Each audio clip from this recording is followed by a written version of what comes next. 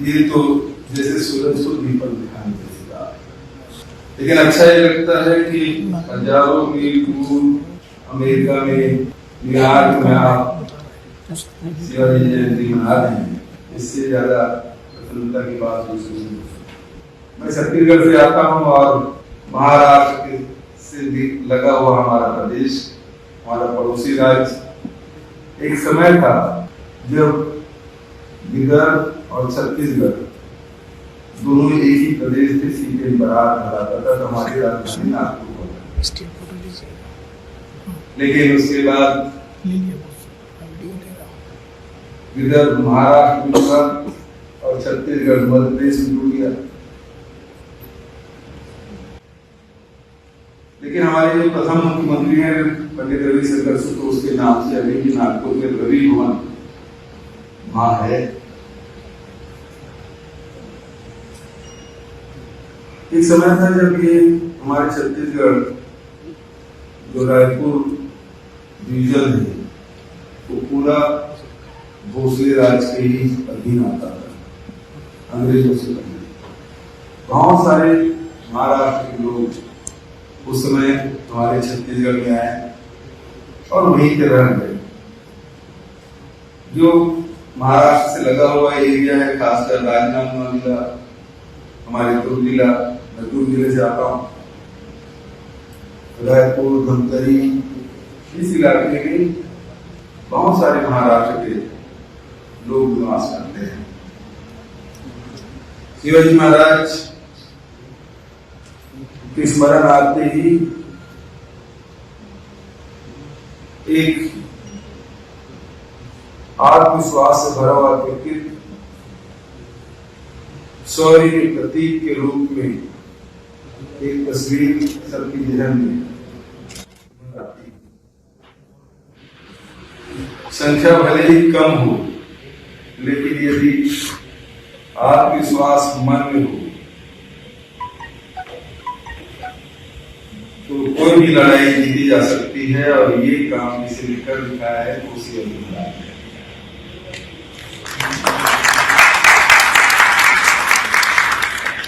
बहुत कम उम्र रही, 50 साल की उम्र में उन्होंने शरीर त्यागा, लेकिन उसके पहले जो कुछ उन्होंने किया है वो इतिहास बन गया।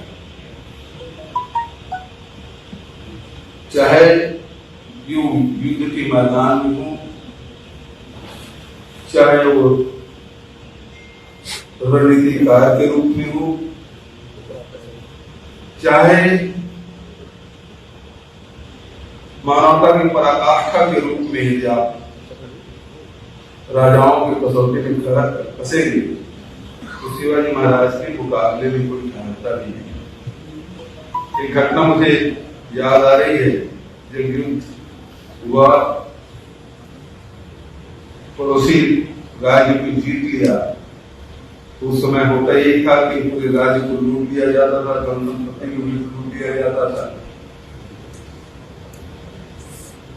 रानी महारानी को भी उठा ले आते थे। उसी प्रकार से उस घटना में भी सुंदर से महिला को सैनिकों ने उठा लाया। धन संपत्ति तो रखे, लेकिन शिवाजी महाराज ने कहा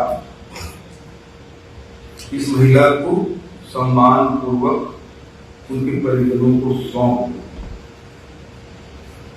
इससे बड़ा उदाहरण और दूसरा नहीं दिखता जो नारियों के सम्मान में किसी राजा महाराजा ने किया हो, शिवाजी महाराज ने कर दिखाया। शिवाजी महाराज की दूसरी विशेषता अपने गुरु के प्रति, अपने माता के प्रति अगाध श्रद्धा है। गुरु माता की भी कोई बात वो नहीं काटते थे और गुरु की भी कोई बात नहीं काटते थे। रामदास जी उनके गुरु, एक बार की घटना के रामदास जी कमंडल में चिट्ठी डाल दी। रामदास जी ने देखा उस पर पूरे जो राज्य है उसको रामदास जी को समर्पित कर दिया।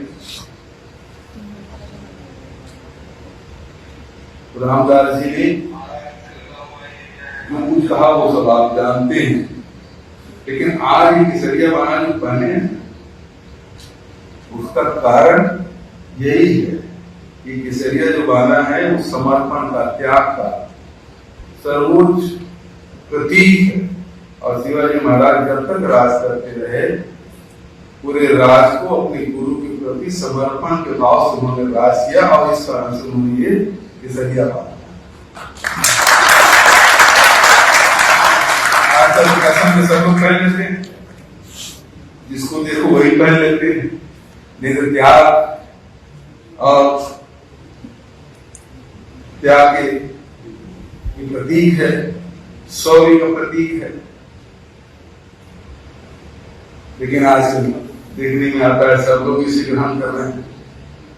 उसके लिए वो बात होनी चाहिए जो मराठा करते हैं। एक बार मैंने एक प्रोफेसर से पूछा मराठा क्यों कहते हैं? उन्होंने कहा ये दो शब्द है जो जिसको जोड़ दिया गया। जब युद्ध में जाते थे तो उन्होंने नारा लगाते थे मर हटा, और मर हटा से फिर वो दोनों शब्द जुड़ के मराठा हो गया। या तो मर जाओ या हटाओ, लेकिन पीठ दिखाकर नहीं आना है युद्ध के मैदान से। तो जो पीठ न दिखाए युद्ध के मैदान में वही मराठा कहलाता है।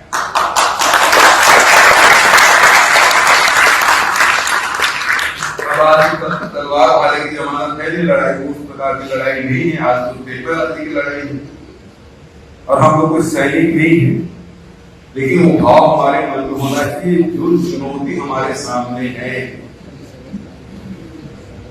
उससे हमको डटकर मुकाबला करना है। उससे पीठ पीछे हमको नहीं दिखाना है। मैं समझता हूँ कि शिवाजी महाराज की सच्ची श्रद्धांजलि होगी। हर व्यक्ति शिवाजी जैसे आत्मविश्वास मन में लेके चले और पूरे आत्मविश्वास से भर कर जो खुद के सामने जो चुनौती है, परिवार के सामने जो चुनौती है, समाज के सामने, देश और दुनिया के सामने जो चुनौती है उसे स्वीकार करते हुए आगे बढ़े। मैं समझता हूँ कि ये शिवाजी महाराज की सच्ची श्रद्धांजलि होगी। मैं पुनः उन्हें प्रणाम करते हुए, नमन करते हुए आप सब ने मुझे ये अवसर प्रदान किया कि शिवाजी महाराज के सामने अपना सिर झुकाऊं, नमन करूं, श्रद्धांजलि अर्पित करूं। जो आपने अवसर प्रदान किया उसके लिए मैं आप सबको हृदय से धन्यवाद देते हुए, आप सबको प्रणाम करते हुए अपनी वाणी के विराम देता हूँ। धन्यवाद। जय हिंद।